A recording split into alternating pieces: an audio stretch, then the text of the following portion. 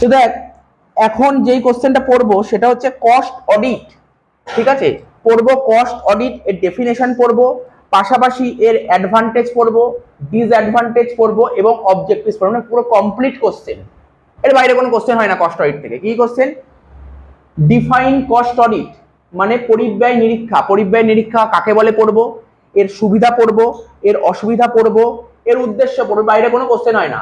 ভালো করে পড়, এখন ক্লাস 12 এ পড়ছিস, এই কোশ্চেনই যখন তোরা কলেজে উঠবি, বিকম 5th সেমিস্টারে গিয়ে অডিটিং এন্ড অ্যাসুরেন্স বলে একটা সাবজেক্ট আছে, ওখানে এই কোশ্চেন আসবে এবং ইম্পর্টেন্ট কোশ্চেনের তালিকা এটা কস্ট অডিট। তুই ভালো করে পড়ে রাখ, ঠিক আছে? তো তো দেখ কস্ট অডিট জিনিসটা কি আগে আমাদের জানতে হবে। কস্ট অডিটকে বাংলায় কি বলে বললাম? পরিব্যয় নিরীক্ষা। অ্যাকচুয়ালি পরিব্যয় নিরীক্ষা জিনিসটা কি? কস্ট অডিট কোথায় প্রযোজ্য হয়? অ্যাকচুয়ালি কস্টিং কোথায় লাগে? কস্টিং হচ্ছে ম্যানুফ্যাকচারিং কনসার্নে লাগে। ঠিক আছে, কস্টিং কোথায় করা হয়? কস্টিং যদি ম্যানুফ্যাকচারিং কনসার্নে লাগে তাহলে ম্যানুফ্যাকচারিং কনসার্নে কস্ট অডিট করতেই হবে।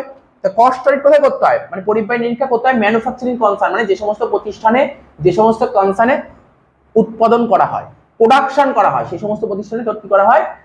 কস্ট অডিট করা হয়। ঠিক আছে? তো কারণ তোর এই সমস্ত সংস্থাগুলো মানে ম্যানুফ্যাকচারিং কনসার্নগুলো কি করে? গুডস প্রডিউস করবে বা service, goods or service produce করবে এবং এইগুলোকে সাপ্লাই করবে। এর মাধ্যমে ওরা ওদের বিজনেস অ্যাক্টিভিটিসটা করে। ঠিক আছে, মানে বলতে চাইছে যে পণ্য বা সেবা উৎপাদন, গুডস অ্যান্ড সার্ভিস প্রোডাকশন, ঠিক আছে, এবং সাপ্লাইয়ের মাধ্যমে ওরা তাদের বিজনেস অ্যাক্টিভিটিসটা চালায়। ঠিক আছে? তো আর আরেকটা কথা বলে রাখি, এটা তোর এই জিনিসগুলো বললাম, এগুলো জেনে রাখ। আগে ইন্ট্রোডাকশনটা দিয়ে দিই, তারপর বলছি কাকে বলে।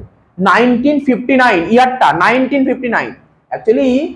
আচ্ছা তোদের বলেছি কস্টের ইনস্টিটিউট কোথায় আছে সারা ভারতবর্ষের মধ্যে? বলতে পারবি? আমি বলেছি আমাদের কলকাতা শহরে আছে কস্টের ইনস্টিটিউট। ঠিক আছে, কস্টের ইনস্টিটিউট কলকাতা শহরে আছে আমাদের। এবং কস্ট ইনস্টিটিউট কত সালে চালু হয়েছিল জানিস তো? 1959। ঠিক আছে? তো বলছে 1959 the cost of works accounts act, এই আইনটা প্রবর্তনের মাধ্যমেই আমাদের ইন্ডিয়াতে কস্ট অডিটের কাজ শুরু হয়ে যায়।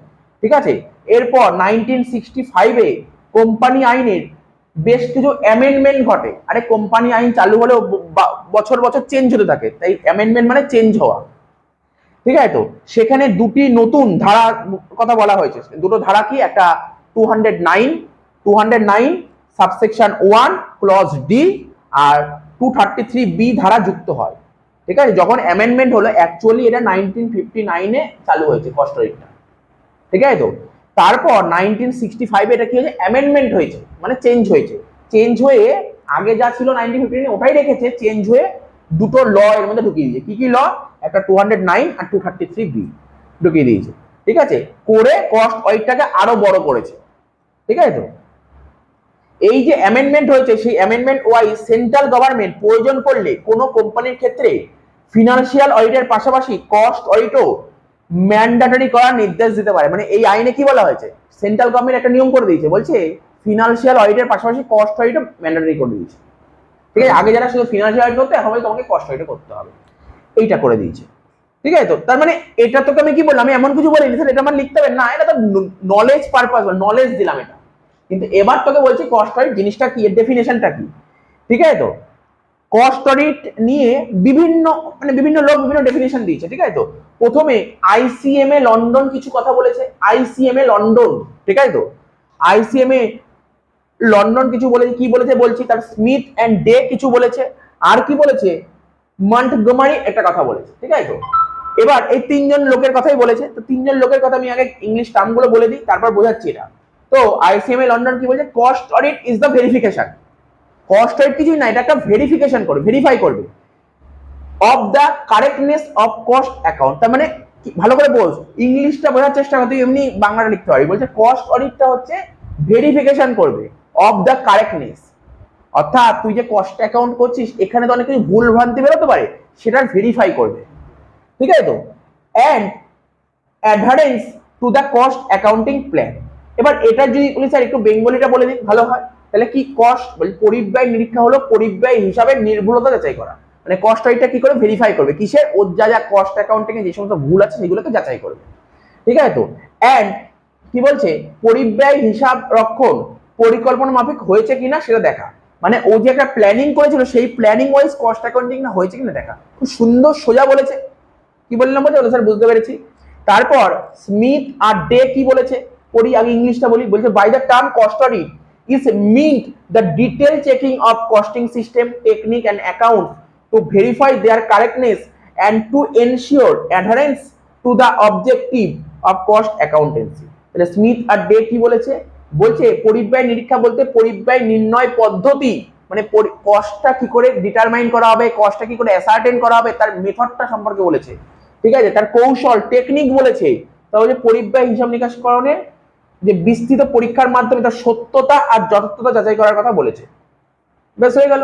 আর কি বলছে, মন্টগোমারি কি বলেছে, বলছে a cost audit briefly defined is an examination of records and methods employed in determining the cost of goods manufactured and sold with the twofold purpose of verifying the accuracy of cost obtained and criticizing the method of whereby they are developed। কি বলেছে এখানে, বলছে Montgomery কি বলেছে, বলছে পরিব্যয় নিরীক্ষা সম্পর্কে যেটা বলেছে, বলছে পরিব্যয় নিরীক্ষা হলো পণ্য বা সেবার উৎপাদন ব্যয় নির্ধারণ করার পদ্ধতি। তাহলে কি কস্ট রাইটটা কি বলেছে, ও বলছে দেখো ভাই কস্ট রাইট এমন কিছু না, ঘাবড়ে যেও না, কস্ট রাইট একদম ইজি জিনিস।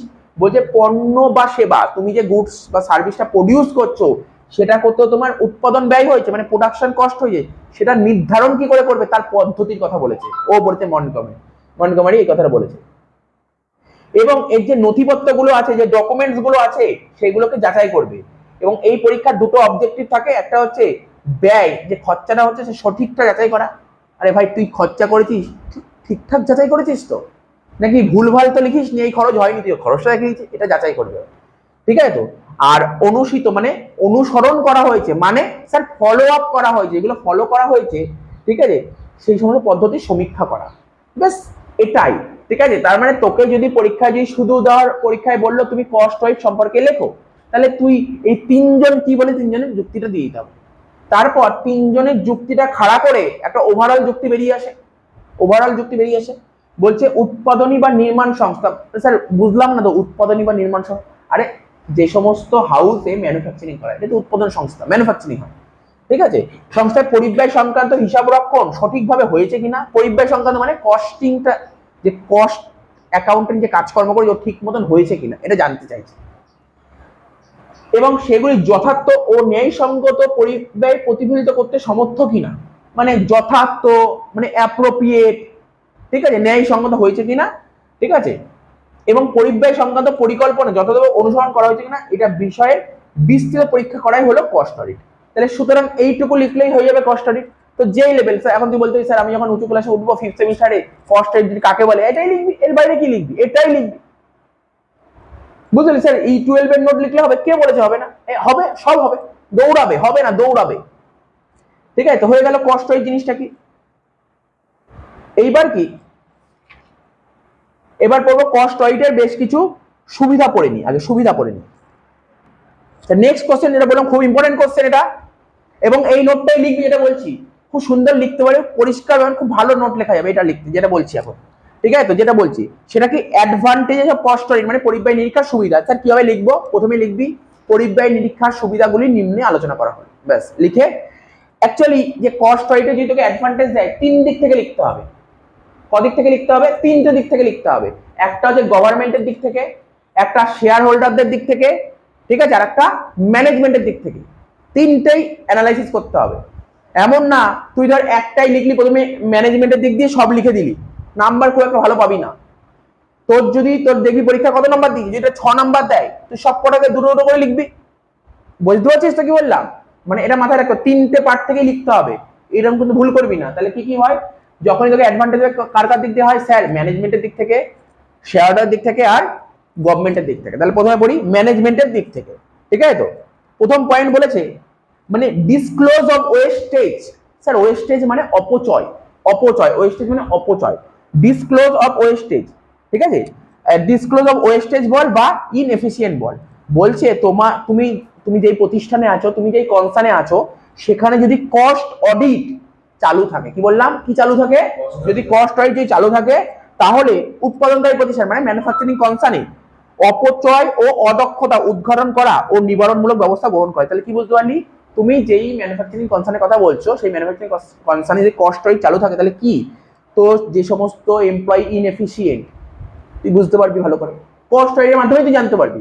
তাই বলছে অপচয় মানে ওয়েস্টেজ আর কি বলছে ইনএফিসিয়েন্ট, তুই তাড়াতাড়ি বের করতে পারবি, খুঁজে বার করতে পারবি, ঠিক আছে, এবং সেটা কি করে তাড়াতাড়ি নিবারণ করা যায় ওটাও ব্যবস্থা করতে হবে। বুঝতে পারলি প্রথম পয়েন্টটা খুব সোজা লেখা, ইজি লেখা। 2 নম্বর, আইডেন্টিফাই দ্য ওয়ার্কার। কস্ট যদি থাকে তোর কোম্পানিতে, তুই সেই ওয়ার্কারকে আইডেন্টিফাই করতে পারবি অ্যাকচুয়ালি কার জন্য এটা দায়ী, মানে কোনো যদি কিছু কোম্পানিতে কিছু ক্ষতি হয় তুই কোনো কর্মীকে দায়ী করতে পারবি এই জন্য কিছু হয়েছে। দেখি কি বলেছে, বলছে প্রতিষ্ঠানের অপচয় ও অদক্ষতার জন্য দায়ী, মানে এই যে ওয়েস্টেজ হলো, কোনো জিনিস ওয়েস্টেজ হলো বা কোনো এমপ্লয়ি ইনএফিসিয়েন্ট ছিল, অ্যাকচুয়ালি এর জন্য কোন এমপ্লয়ি দায়ী, যদি কস্ট ওয়েট থাকে তাহলে তুই আইডেন্টিফাই করতে পারবি। বুঝতে পারলি ব্যাপারটা? তাহলে কত সোজা লেখা, কি বুঝতে পারলি তো? তাহলে বুঝতে পারছি। 3 নম্বর পয়েন্ট, পরিব্যয় নিয়ন্ত্রণ মানে কস্ট কন্ট্রোল, ঠিক আছে, কস্ট কন্ট্রোল, কস্ট মানে পরিব্যয় আর পরিব্যয় কেন্দ্র, আমরা কস্টিং এ বলি পরিব্যয়কে ইংরেজি বলে কস্ট আর পরিব্যয় কেন্দ্রকে বলে কস্ট সেন্টার। এটা সম্পর্কে সঠিক তথ্যের উপর ভিত্তি করে পরিব্যয় নিয়ন্ত্রণ করা যায়। মানে কস্টটা কন্ট্রোল করতে গেলে কি লাগবে, তোর কাছে কারেক্ট ইনফরমেশন লাগবে। কস্ট কন্ট্রোল করতে গেলে কি লাগবে, কারেক্ট ইনফরমেশন লাগবে, ঠিক আছে। কারেক্ট ইনফরমেশন কার কার লাগবে, কস্ট সম্পর্কে কারেক্ট ইনফরমেশন লাগবে আর কস্ট সেন্টার, বুঝে গেলি। 4 নম্বর পয়েন্ট কি বলেছে, মুনাফার পরিমাণ বাড়ানো। কি বলেছে বল, মুনাফার পরিমাণ বাড়ানো মানে ইনক্রিজ প্রফিটটাকে ইনক্রিজ করা। তো দেখ অলাভজনক মানে কি স্যার, অলাভজনক, দেখ লাভজনক মানে কি প্রফিটেবল, প্রফিট যেখানে, অলাভজনক যেখানে প্রফিট হয় না, ঠিক আছে। অলাভজনক পণ্যের উৎপাদন বর্জন করা মানে যেই সমস্ত গুডস তো লাভ দেয় না, প্রফিট দেয় না, সেই সমস্ত প্রোডাক্ট তুই বর্জন কর, বন্ধ কর, ঠিক আছে। তো তারপর উৎপাদন ব্যয় মানে কোনো প্রোডাক্ট তৈরি করতে যে খরচাটা হচ্ছে প্রোডাকশন কস্ট, নিয়ন্ত্রণ মানে কন্ট্রোল ইত্যাদির মাধ্যমে মুনাফার পরিমাণ বাড়ানো যায়। তাহলে বুঝতে পারলি তো? চারটে পয়েন্ট লেখ, যথেষ্ট, এনাফ। কেননা দেখ তুই যেই লেভেলেই পরীক্ষা হোক, হ্যাঁ তোর বইটা আরো বেশি পয়েন্ট থাকে, বইটা হয়তো কোনো বইতে 6-7টা করে পয়েন্ট আছে, 4টে পয়েন্ট লিখ, কারণ আমি তো 3টে পার্টে ভাগ করবো, 4টে পয়েন্টই যথেষ্ট, এনাফ। কি লেখা খুব কঠিন লেখা, একবার পড়লেই হয়ে যাবে। নেক্সট পয়েন্ট কি বলছে, এবার বলছে শেয়ার গ্রহীতাদের দিক থেকে, মানে শেয়ার হোল্ডারের দিক থেকে কিছু কি বলবো, শেয়ার হোল্ডারের দিক থেকে কিছু অ্যাডভান্টেজ পড়বো।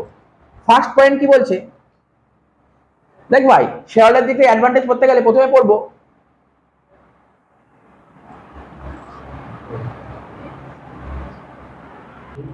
আচ্ছা, এবার শেয়ার হোল্ডারের দিক থেকে কিছু অ্যাডভান্টেজ পড়বো। প্রথম পয়েন্ট বলেছে প্রতিষ্ঠান পরিচালনা সংক্রান্ত কার্যকলাপ অনুধাবন, মানে প্রতিষ্ঠানটা পরিচালনা সংক্রান্ত মানে বুঝছো, পরিচালনা করবে, ম্যানেজ করবে, এই মানে কার্যকলাপ অনুধাবন। কি বলেছে, উৎপাদন সংক্রান্ত কার্যকলাপ, ম্যানুফ্যাকচারিং, ঠিক আছে, তো যথাযথভাবে এফিসিয়েন্টের সঙ্গে পরিচালিত হয়েছে কিনা।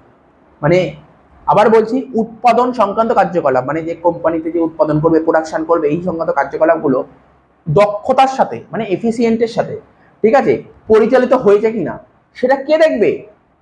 বলছে কস্ট অডিট, পরিব্যয় নিরীক্ষক মানে কস্ট অডিটের প্রতিবেদন মানে রিপোর্ট থেকে শেয়ার হোল্ডাররা জানতে হবে। তাহলে আবার বলছি শোন, মানে আমাদের যে কোম্পানি আছে সেখানে যেখানে মানে প্রডিউস হয়, আমার ধর ফোন তৈরি হয়, ফোন তৈরি একটা কারখানা আছে, ম্যানুফ্যাকচারিং ফোন, তো ফোনটা যেখানে তৈরি হচ্ছে, ঠিক আছে, সেখানে যথাযথভাবে মানে পুরো ম্যানেজ হচ্ছে কিনা, ঠিক আছে, সেটা পরিব্যয় নিরীক্ষক মানে কস্ট অডিটারের যে রিপোর্ট থাকবে সেই রিপোর্ট থেকে শেয়ার হোল্ডাররা জানতে পারবে। তাহলে এই যে সমস্ত কাজকর্ম হবে কে রিপোর্ট পেশ করবে, কস্ট অডিটার, ওর থেকে জানতে পারবে।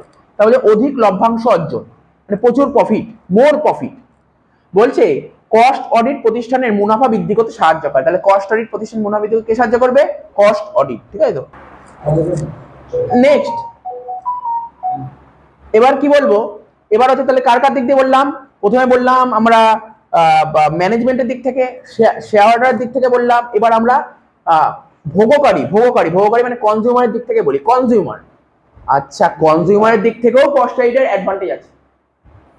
তাহলে কি, প্রথম হচ্ছে ন্যায্য মূল্যের দ্রব্য সরবরাহ। আচ্ছা ভাই, তুই কোনো কোম্পানিতে বা কোনো দোকান থেকে জিনিস কিনতে গেছিস, তুই কি চাস যে আমি যেই জিনিসটা কিনতে গেছি সেই জিনিসটা আমাকে ন্যায্য মূল্যে সবাই তো একটা ঠিকঠাক প্রাইস, অ্যাপ্রোপ্রিয়েট প্রাইস চাই। হ্যাঁ স্যার, বলছে কস্ট অডিটের ফলে উৎপাদিত পণ্যের মানে যেই পণ্যটা উৎপাদন হবে পরিব্যয় তথা সঠিক বিক্রয় মূল্য নির্ণয় করা সম্ভব হয়। তাহলে কি বলছে, কস্ট অডিটের ফলেই যেই পণ্যটা মানে ধরুন যে ফোন তৈরি করা হয়, তার স্যামসাং এর ফোন তৈরি করা হচ্ছে, ঠিক আছে, আমার কোম্পানি আছে স্যামসাং ফোন তৈরি করা হচ্ছে, তো কস্ট অডিটের ফলে যে ফোনটা তৈরি হলো, সেই ফোনটা তৈরি করে তোর কত খরচা হয়েছে এবং ফোন তৈরি মানে যে সঠিক বিক্রয় মূল্য মানে সেল প্রাইস কত সেটা নির্ণয় করা সম্ভব কার সাহায্যে? কস্ট অডিটের সাহায্যে। বুঝতে পারছিস তো? তারপর বলছে নেক্সট, সঠিক মানের দ্রব্য সরবরাহ। কস্ট অডিট বলছে হিসাব নিরীক্ষা পণ্যের গুণগত মান বজায় রাখতে সাহায্য করে। মানে সঠিক মানের দ্রব্য সরবরাহ করবে কে? কস্ট অডিটের সাহায্যে তুই এটা করতে পারবি। বলছে পরিব্যয় নিরীক্ষার ফলে ঠিক আছে তো, মানে পরিব্যয় হিসাব নিরীক্ষা পণ্যের গুণগত মান বজায় রাখতে সাহায্য করে। তাহলে বোঝা গেল, এটাও বোঝা গেল ভৌগোলিক দিক থেকে।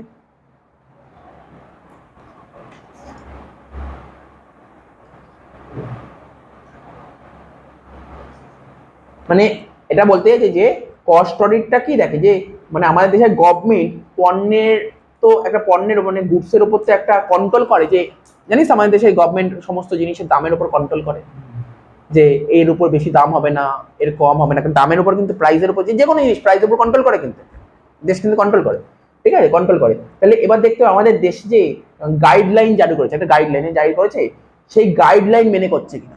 ধর সাপোজ ধর আমাদের গাইডলাইন জারি করেছে এই জিনিসটার দাম এত টাকা বিক্রি করতে হবে, সেই গাইডলাইন মেনে বিক্রি হচ্ছে কি সেটা দেখতে হবে। এটাই হচ্ছে তোর কন্ট্রোল, প্রাইসের উপর একটা কন্ট্রোল বলতে পারিস, ঠিক আছে তো।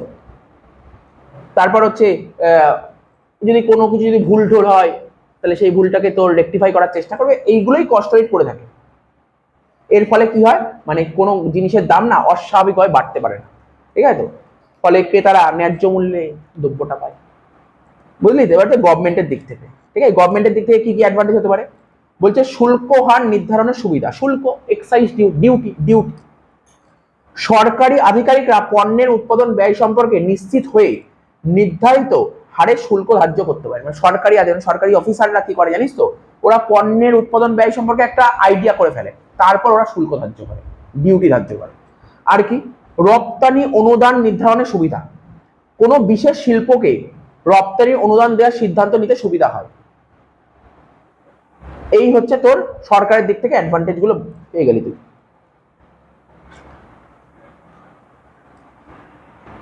এই যে এখানে রপ্তানির যে অনুদান বলেছে না, মানে অনেক সময় কি হয়, অনেক সময় গভর্নমেন্ট একটা সাবসিডি দেয়, বুঝিস তো, সেই সাবসিডি এইটা ভর্তুকি টাইপের, ভর্তুকি সরকার ভর্তুকি দেয়, ভর্তুকি বুঝতে পারছিস না, সাবসিডি দেয়।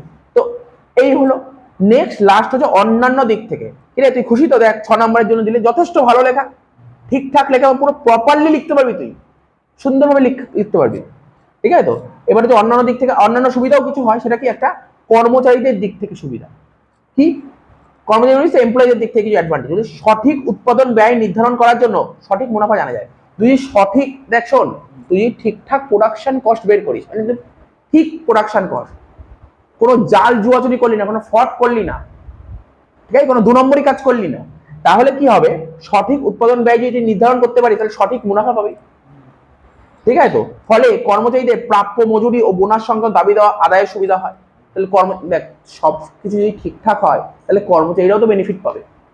ঠিকঠাক যদি হয় তাহলে ঠিকঠাক ব্যয় মানে কস্ট ডিটারমাইন করবি, তাহলে ঠিকঠাক প্রফিট হবে, আর ঠিকঠাক যদি প্রফিট হয় তাহলে এমপ্লয়িরা ওরা ওদের বিভিন্ন দাবি করতে পারে যে আমার প্রফিট মানে ওদের স্যালারি বাড়ানোর জন্য বা বোনাস এইগুলো দাবি দেওয়া করতে পারে, মজুরি এইসব। আর আর্থিক নিরীক্ষার সুবিধা বলছে কস্ট অডিট চালু থাকলে আর্থিক নিরীক্ষা বিভিন্ন বিষয় যথা কাঁচামালের মূল্য মানে ম্যাটেরিয়াল কস্ট, বিভিন্ন ওভারহেড ইত্যাদি সংক্রান্ত সত্যতা সম্পর্কে নিশ্চিত হতে পারে, ঠিক আছে তো। তাহলে এটা বুঝতে পারলি, তাহলে মোটামুটি এইটুক পড়লেই হয়ে যাবে। নেক্সট কোশ্চেন পড়বো লিমিটেশন, ড্রব্যাকস, ডিসঅ্যাডভান্টেজ। একই মানে লিমিটেশন, ড্রব্যাক, ডিসঅ্যাডভান্টেজ মানে হচ্ছে অসুবিধা, ঠিক আছে তো। তাহলে কি পরিব্যয় নিরীক্ষা যে কস্ট অডিটে যেমন তুই অ্যাডভান্টেজ দেখলি, এর কিছু কিছু ডিসঅ্যাডভান্টেজ দেখা যায়। তাহলে ফার্স্ট পয়েন্ট কি আননেসেসারি, ফার্স্ট পয়েন্ট কি তোর নেসেসারি মানে জানিস তো প্রয়োজনীয়, আননেসেসারি মানে অপ্রয়োজনীয়। তাহলে কি বলছে, বলছে এখানে বলছে আর্থিক নিরীক্ষা মানে ফিনান্সিয়াল অডিট ব্যবস্থা সব ধরনের প্রতিষ্ঠানের ক্ষেত্রে প্রযোজ্য, তাই সেক্ষেত্রে কস্ট অডিট আলাদা করে কোনো প্রয়োজন মানে কি বলছে জানিস তো, বলছে সমস্ত প্রতিষ্ঠানে তোর কস্ট অডিট না করলেও চলে, পাতি কথা। দেখ ফিনান্সিয়াল অডিট সমস্ত অর্গানাইজেশনই করতে হয় ফিনান্সিয়াল অডিট, কিন্তু কস্ট অডিট না করলেও চলে, তাহলে এটা একটা অসুবিধার মধ্যে পড়ছে। তাহলে কি বলেছে বল, যে আর্থিক নিরীক্ষা ব্যবস্থা সব ধরনের প্রতিষ্ঠানের ক্ষেত্রে প্রযোজ্য, কিন্তু তাই সেক্ষেত্রে কস্ট অডিট নিরীক্ষা আলাদা করে করার কোনো প্রয়োজন নেই, এটা বলেছে। নেক্সট, ব্যয়বহুল, এক্সপেন্সিভ। জানিস যে সমস্ত প্রতিষ্ঠান কস্টিং ব্যবস্থা চালু করেছে প্রচুর খরচ করতে হয়, বুঝতে পারবে না, সব বড় প্রতিষ্ঠান ছাড়া কস্টিং করতে পারে না। তাহলে কস্টিং না করলে কস্ট অডিট করার দরকার নেই। তাহলে যে সমস্ত প্রতিষ্ঠানে কস্ট অডিট করবে তাহলে সেখানে কি খরচা প্রচুর হবে কি হবে না, প্রচুর খরচ হবে। তো বলছে পরিব্যয় নিরীক্ষা একটি ব্যয়বহুল ব্যবস্থা, এক্সপেন্সিভ। পুনরায় নিরীক্ষা মানে রি অডিট, বলছে দক্ষ কস্ট অডিটর দ্বারা প্রস্তুত হিসাব পুনরায় পরিব্যয় হিসাব রক্ষক দ্বারা পরীক্ষা করা যুক্তিহীন।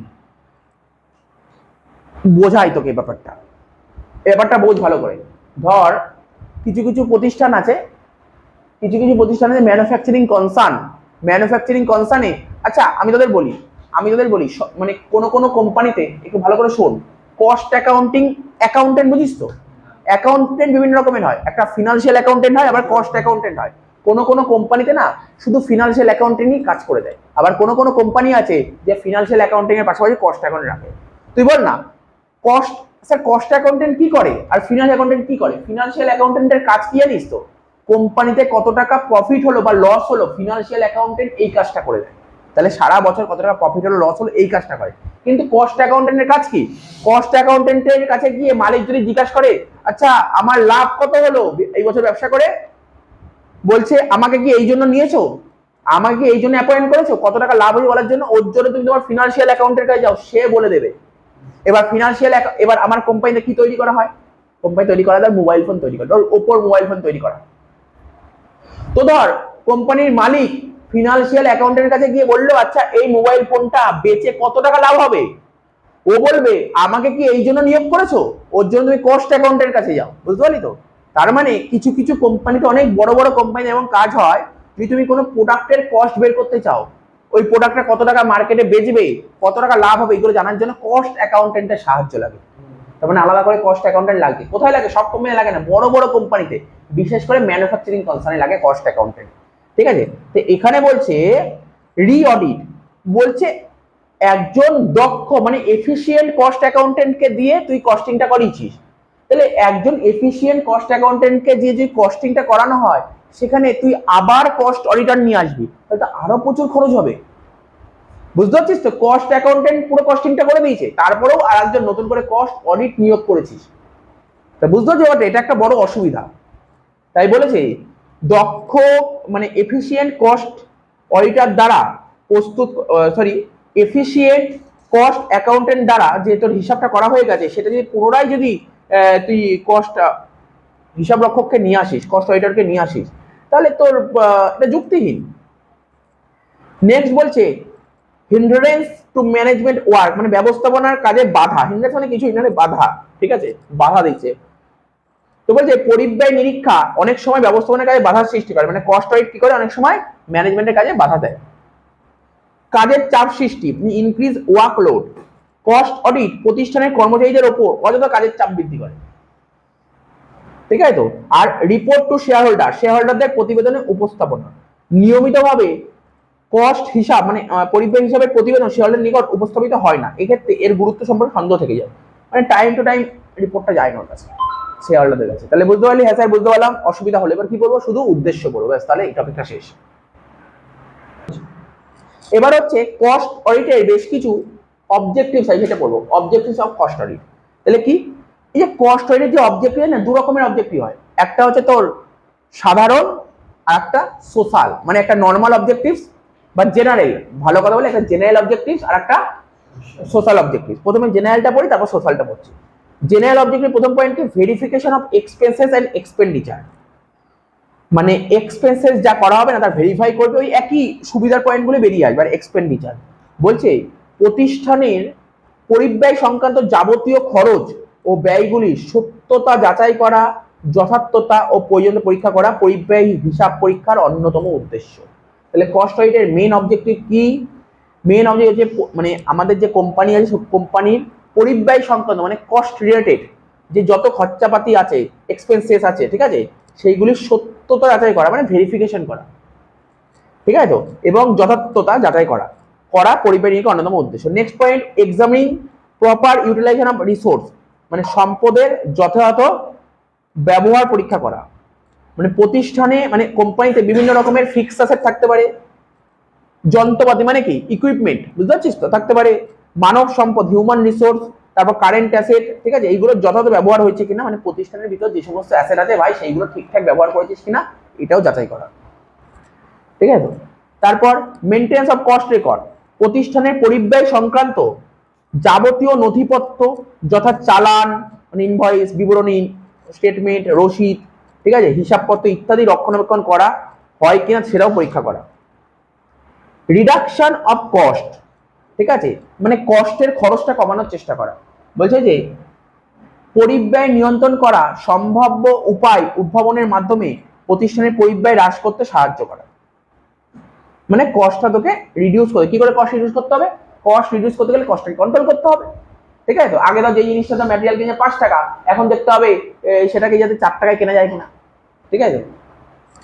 তারপর বলছে determination of proper costing principal, ঠিক আছে। তো পরিব্যয় হিসাব নিকাশের ক্ষেত্রে প্রচলিত পরিব্যয় নীতি যথার্থ কিনা, মানে আমরা যে কস্ট অ্যাকাউন্টিং করবো না সেখানে যে সমস্ত কস্টিং এর প্রিন্সিপাল আছে সেই প্রিন্সিপাল গুলো ঠিকঠাক কিনা সে বিষয়ে অ্যাডভাইসের মাধ্যমে সঠিক কস্টিং প্রিন্সিপাল তৈরি করতে হবে।